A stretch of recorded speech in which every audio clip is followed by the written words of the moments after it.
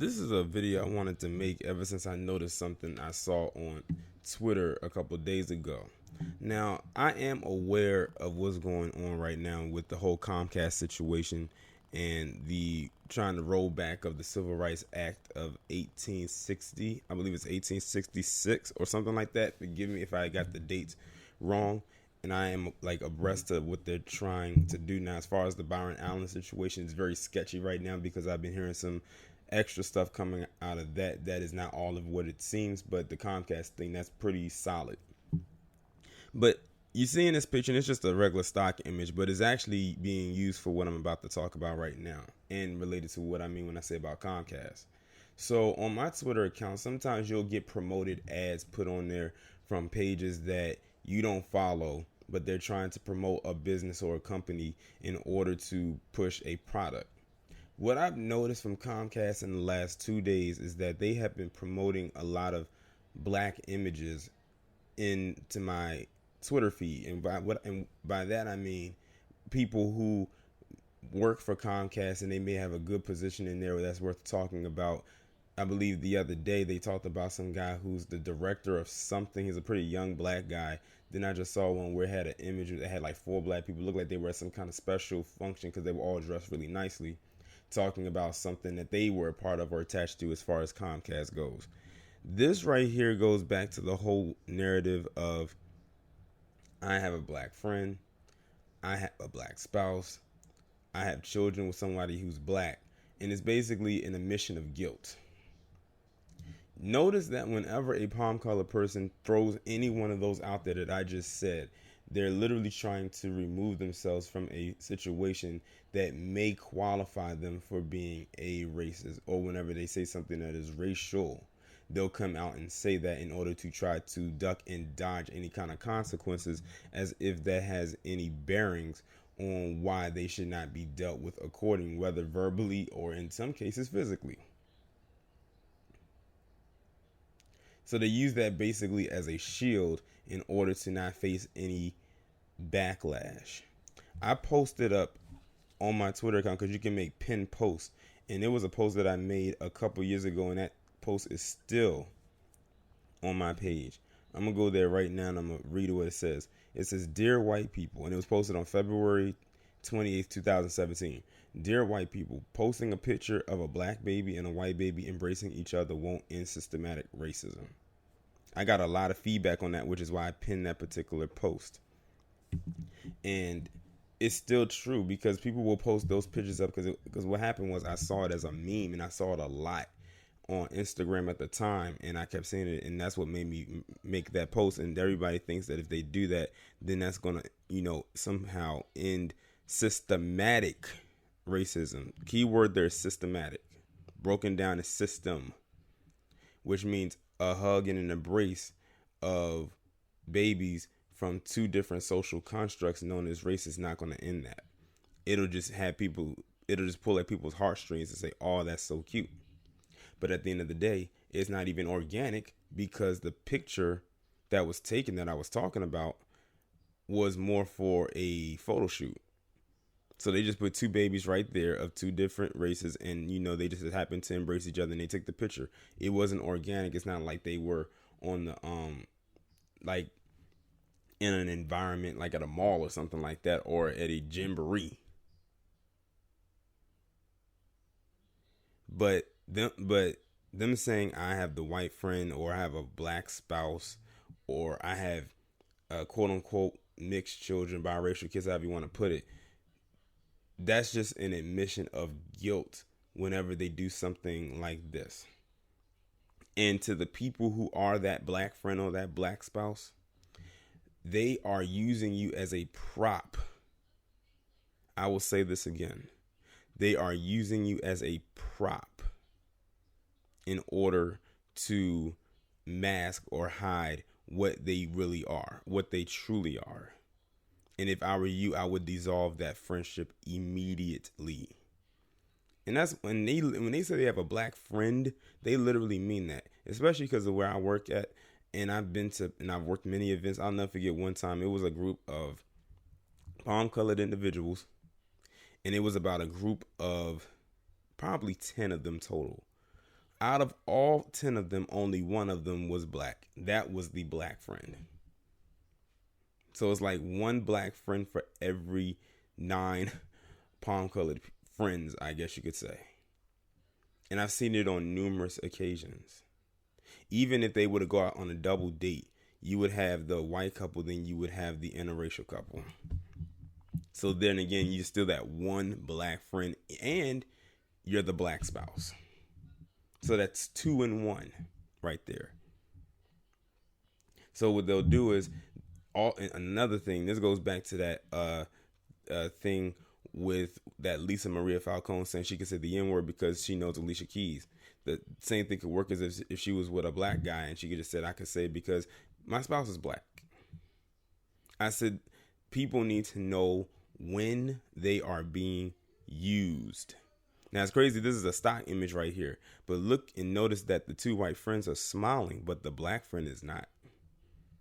Almost like he's uncomfortable. Now maybe that's just the picture, that the pose that he wanted to take, but it speaks volumes. I can look and read body language when tell when somebody's uncomfortable. Even though, like I said, this is just a stock image and it could be used to promote something, and they told him to look like that. And I think they did, because when I'm looking at the caption, it says your quote unquote black friend is not an alibi, white deflection, and I can't read what else it says there. So that's probably why they told him to pose like that.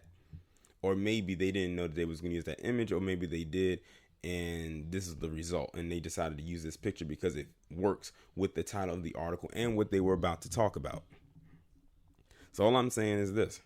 If you as a black person, male or female, boy, girl, grown adult, whatever, has a palm colored friend or friends, and they do something racist or racial, and you don't know about it, but then you find out about it and they said that they can't be racist because they have a black friend, and you are that black friend, you need to get away from them as fast as possible, because they're going to use you as a shield and as a cover each and every time they do something fucked up, racial wise anyway. They're always going to use you as the shield. That's just like when I was watching a documentary, 4 Little Girls, back in the day, back in 1996, by Spike Lee, which in my opinion is one of my favorite documentaries ever and probably one of his best pieces of work. They talked to George Wallace. He interviewed George Wallace, who was one of the most racist palm-colored men in American history. In modern history, anyway. And when I say modern, I'm talking about within the last 50 some odd years. And this man was as wicked as they came for the state of Alabama. I think it was either Alabama or Mississippi. It was one of those two. You can hear the vitriol and rhetoric, and not the rhetoric, but the vitriol in his voice that he had, the disdain and disgust that he had for black people. But when Spike Lee interviewed him, this man was literally, you can tell he was near death. And I forgot what happened to him. I think he get shot. I forget what it was. Something happened to him. His career pretty much went down the drain. And then he had to, when Spike Lee was talking to him about, the racial things that he did, he basically saying what most of them will say, that's how I was during the times, but that's not how he is anymore. And then as soon as he says something like that, and I'm just paraphrasing, he says, see, I have my black friend right here, and the guy can barely speak. Not the black guy, but George Wallace. And like George Wallace literally sounded like he just smoked a whole pack of Virginia Slims. Like that's how bad his voice sound. And he just came over and pulled the guy in to the frame and said, this is my black friend. And you can look at the black guy's face until he looks so uncomfortable. That is called being a prop. He thought that having a black friend could dissolve all the years of racism and him being a racist for all the years he did and how he tortured and tormented black people back in those times. With the hoses, with the dogs, with the locking up, with the beatings and all of that. He thought that having that one black friend in the 90s would dissolve him of being a racist. And that's how many other palm-colored people are who are racist when it comes to them saying I have a black friend, or I have a black girlfriend, or I have a black boyfriend, and I have biracial mixed children, whatever you want to say. They do that.